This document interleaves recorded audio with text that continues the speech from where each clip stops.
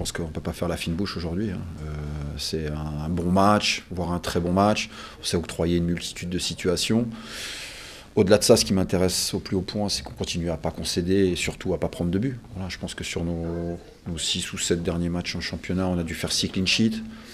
Voilà, on continue à avancer. Sur nos 7 derniers matchs, on a pris 14 points. Voilà, on avance vraiment. Donc sur la première partie de saison, je pense qu'on n'existait pas. Mais je pense que c'était c'était logique à la rigueur, même si on aurait dû faire mieux. Et par contre, sur la deuxième partie de cette première partie de saison, c'est vrai qu'on avance bien. Voilà, on avance bien, on est plutôt cohérent. C'est vrai que ce soir, au-delà du score, j'ai vu une équipe, j'ai vu un état d'esprit, j'ai vu des rentrants qui sont rentrés avec une vraie attitude, j'ai vu des joueurs même dans les arrêts de jeu vouloir défendre leur but, avec une mentalité engagée, avec de l'autorité. Une soirée positive. Il faut toujours être vigilant maintenant, on est resté à l'assaut du but, on s'est octroyé énormément de choses. Et on a continué à avancer. À la mi-temps, je pense que le score aurait dû être fait déjà, le match aurait dû être fait. Et donc on voit encore les limites qu'on peut avoir, notamment dans cette période.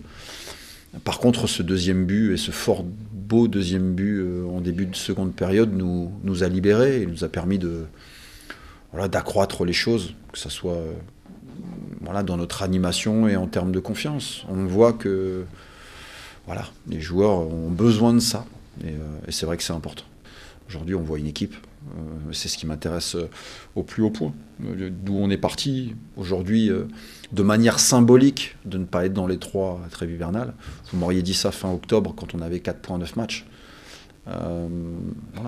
Donc, de manière symbolique, c'est très bien, mais je pense que ça récompense ce qu'on fait depuis pas mal de temps.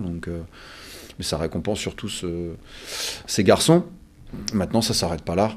Et aucun relâchement. Déjà, dans une semaine, on affronte un cadre du championnat en Coupe de France. Et puis derrière, on n'aura pas le temps de gamberger. En championnat, on a 2 déplacements d'affilée début janvier. Donc pas le temps de s'affoler. Sur nos 4 derniers matchs à domicile, on a fait 2 victoires, 2 nuls. On a marqué 3 contre-pots, on en a mis 4 aujourd'hui. On n'a encaissé aucun but sur ces 4 matchs.